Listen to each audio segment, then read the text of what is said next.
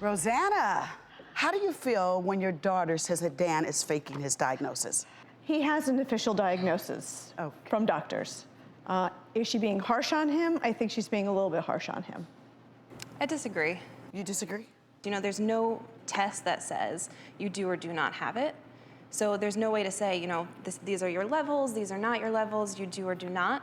So I think that he definitely could have gotten this from the psychiatrist based on how he stated himself and approached. Have you seen Dan's paperwork? I have not. Roseanne, does Dan contribute at home to anything in terms of helping at the house with household chores? He does. I mean, he's in charge of the garbage, unloading the dishwasher. He does his own laundry, mow the lawn. If I ask him to do certain things, he jumps up and he'll do them. Sometimes on his time, not on my time, but he does contribute around the house. So he's 24. How long is you expect he's going to be home? I will not throw out my son. That's not an option. Do I want him to have a life? Absolutely.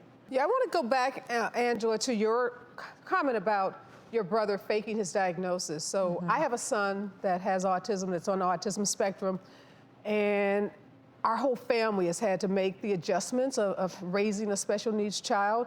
And for me, I was full of so much anguish. I couldn't say the word autism without weeping when I got my son's diagnosis. And then I moved from this place of anguish to advocacy. I wrote a book, I started a nonprofit.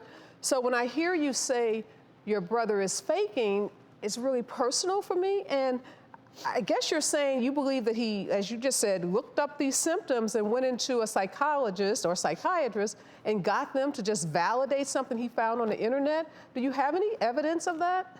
Not necessarily, but my point, I'm not trying to offend anybody, and I do apologize. More of what I'm trying to say is not necessarily that he went in and said, I have Asperger's or I have autism, and this is what I think I have, and then tried to prove it to the doctor. I think it's more he might have looked it up and said, you know, like if you have strep throat, my throat's bothering me, you look up the symptoms and you see what matches. That's normal. I think he might have done that and said, you know, these are the tendencies that I have.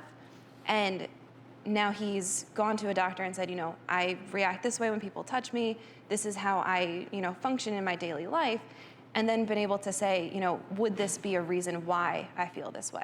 I don't think you can just make the statement that a doctor, just because you say your throat hurt, is going to conclude that you have strep throat. Doctors are trained professionals, and if you don't have the condition, they're going to be clear with you, if it's a reputable doctor, that you don't have that condition. So maybe you've got to open your mind to the possibility that he does have this disorder. Have you thought about that? Even if he does, yeah, and I'm perfectly fine with that. You know, if he does, I embrace it. You know, I have no problem with that.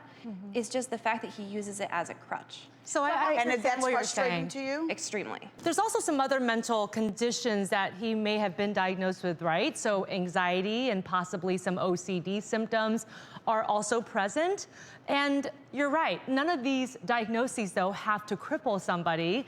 They can still function, they can still do well. So perhaps you can explain a little bit about, you know, your conversations with your brother and what's really leading you to be frustrated right now. I think the most frustrating thing is he will sit there and say, you know, I cannot go out into the world because I don't feel comfortable with people touching me or touching somebody else.